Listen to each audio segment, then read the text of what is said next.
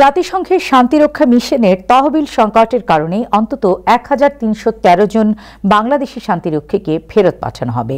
আর্থিক সংকটের ফলে বাজেট ছাড়ের আওতায় আপৎকালীন পরিকল্পনা হিসেবে ৫টি মিশন থেকে বাংলাদেশের এসব শান্তিরক্ষীকে প্রত্যাহারের সিদ্ধান্ত নেওয়া হয়েছে। বিস্তারিত ডেস্ক রিপোর্টে।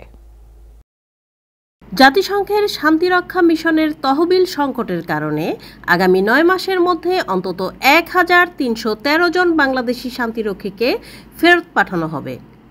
আর্থিক সংকটের ফলে ১৫% বাজেট ছাড়ের আওতায় আপাতকালীন পরিকল্পনা হিসেবে ৫টি মিশন থেকে বাংলাদেশের এসব শান্তিরক্ষীকে প্রত্যাহারের সিদ্ধান্ত নেওয়া হয়েছে।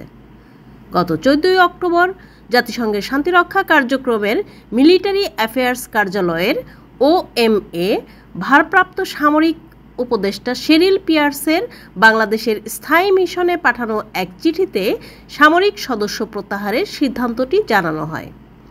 এই পরিকল্পনার আওতায় ইউনিফর্মধারী সদস্যদের জন্য বরাদ্দ অর্থ ১৫% কমানো হবে।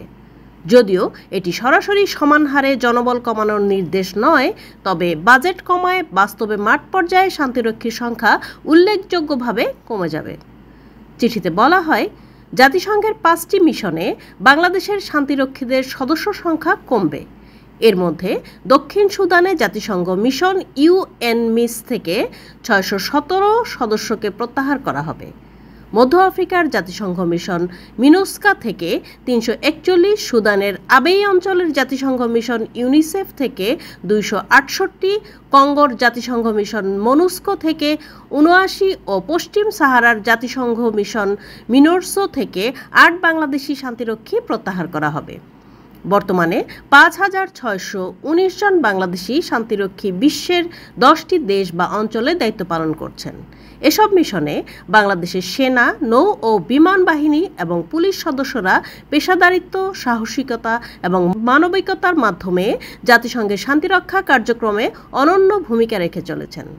Rashida Akhtar, news desk, Time Television, New York.